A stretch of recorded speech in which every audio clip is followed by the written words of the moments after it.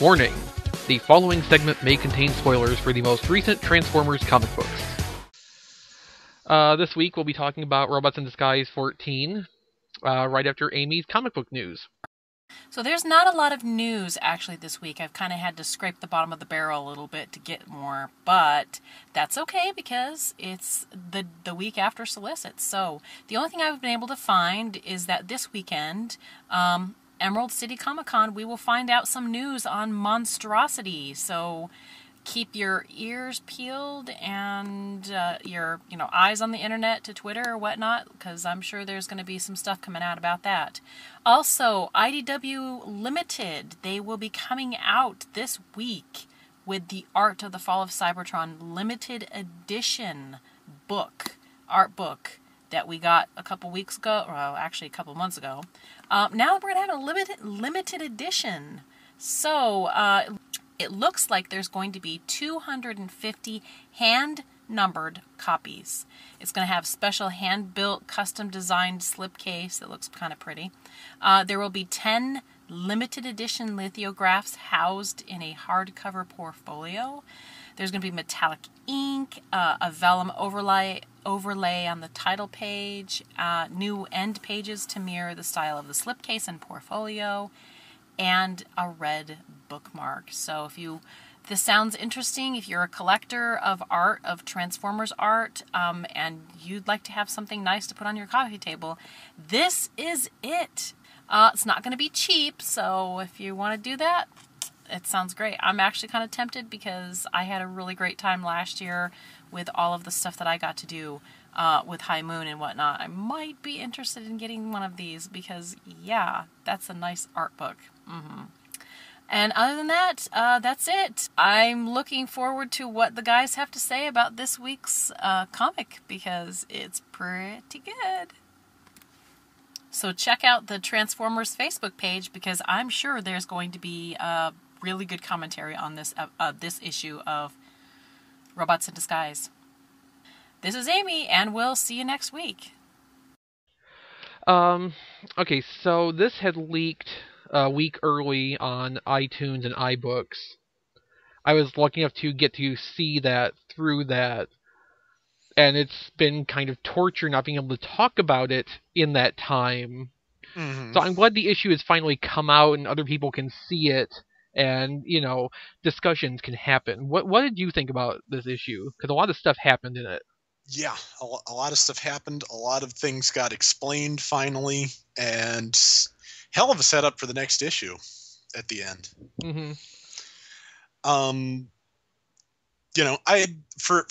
First off, the explanation of exactly what Prowl was doing and why, it is so obvious now that I really feel ridiculous that it never occurred to me.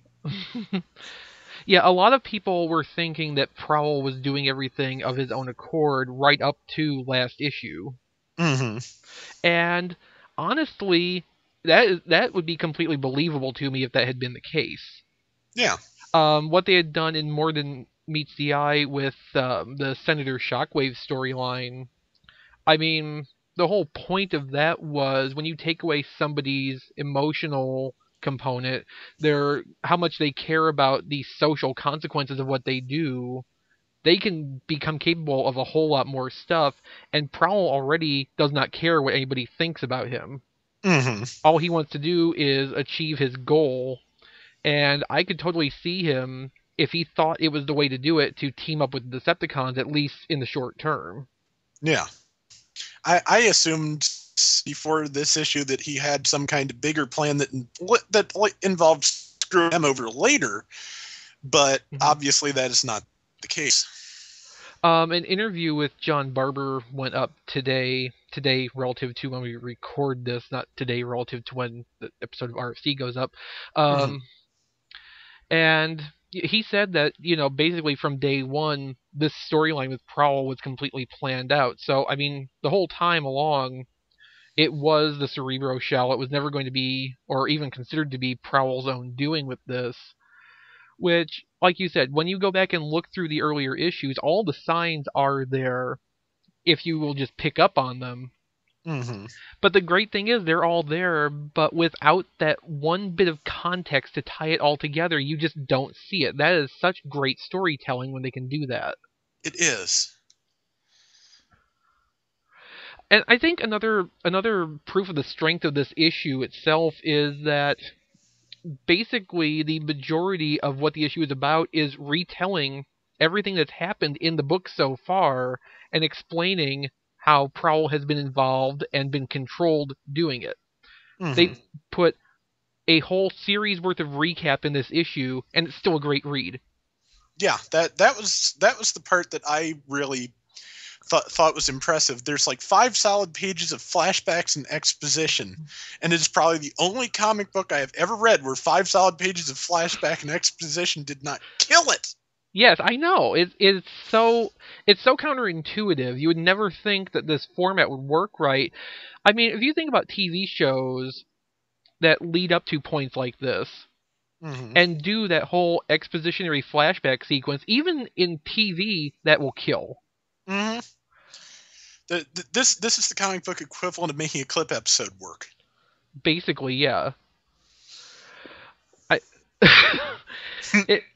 mean, it just blows my mind how they were able to pull that off. That it's not a storytelling technique that I've seen done that well. No, I've been trying to think of it. Think of any other time I've seen anything like this before. Nothing. I got nothing. It occurs to me too. It's kind of a shame that there was that whole, spotlight and now new toy, but Megatron's back to one of his old body styles. Mm-hmm. It's. I almost wonder if that was intentional. It's like, okay, we've used this just long enough that they can make a toy out of it. Time to go back to doing what we want, or if it was just coincidental. Just how it worked out with the planning between Hasbro and IDW. From what I've heard, the spotlights were done somewhat in advance beyond how the ongoing series are, beyond the timetable of the ongoing series.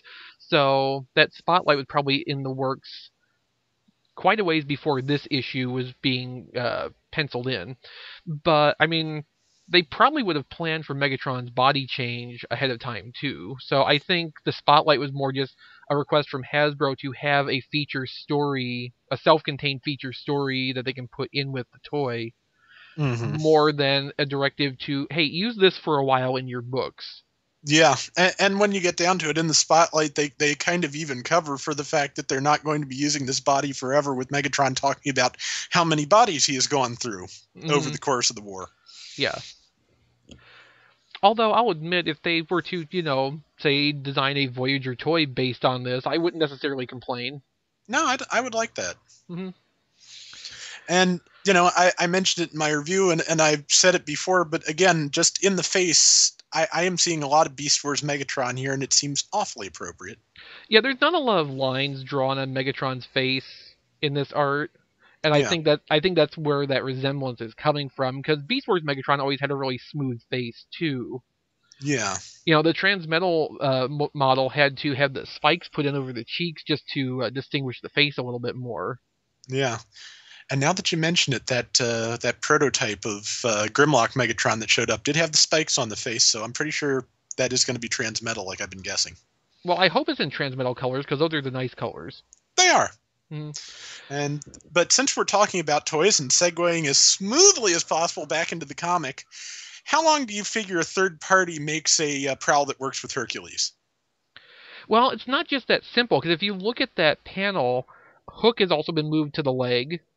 Ah, yeah. So to be completely accurate, it would have to also be a redesigned Hook to go down there and take the place of Scrapper.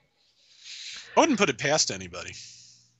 Maybe not, but I don't think it's something we would see soon because, just like Hasbro has their usual 1-year lead time, even the third-party makers are constrained to that to an extent anyway. There's at least 6 months before, from concept drawing to even a prototype toy. Well, yeah. So, I mean, I wouldn't necessarily put it past them. Probably TFC. I mean, they would probably directly want to make something to go along with the toy they designed if possible. Yeah. I wouldn't put it past them, but on the other hand, I'm still waiting for something as simple as, a G1 head for Fall of Cybertron Swindle. Well, yeah, and somebody really ought to do that. But like you said, the end of this issue is really making a big setup for next month, and even last week I was like, okay, is it next month yet? Uh-huh. Yeah, gonna be a long month. I say that a lot with this book, but it is definitely going to be a long month. I mean, I like that the story was set up so Omega Supreme gets taken out, because of course Omega Supreme's the logical counter to using Devastator. Mm-hmm. And Megatron, for whatever reason, assumes Ironhide and all of them have died out in the wilderness. Apparently he didn't observe that firsthand. Obviously. So I mean, that's gonna be an interesting element next month when that finally comes into play. Yeah. And it's been something I've been waiting for follow-up and resolution to for several months now, because they really left the wilderness storyline hanging once the Metro Titan appeared on Cybertron. Yeah. Back I in was the wondering. annual. I was wondering how long that had been, but I It's been a while. Yeah. But, like all good storytelling, the loose threads are eventually picked up. Yeah. Nothing gets wasted. Ideally. Except maybe Wheeljack. Yeah.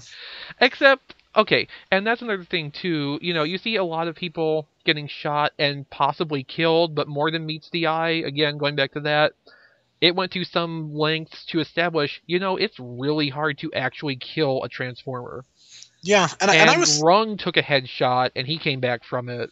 Mm-hmm. So unless they go to more extreme lengths to disable those bodies, I mean, all of those characters could potentially come back after this is over with.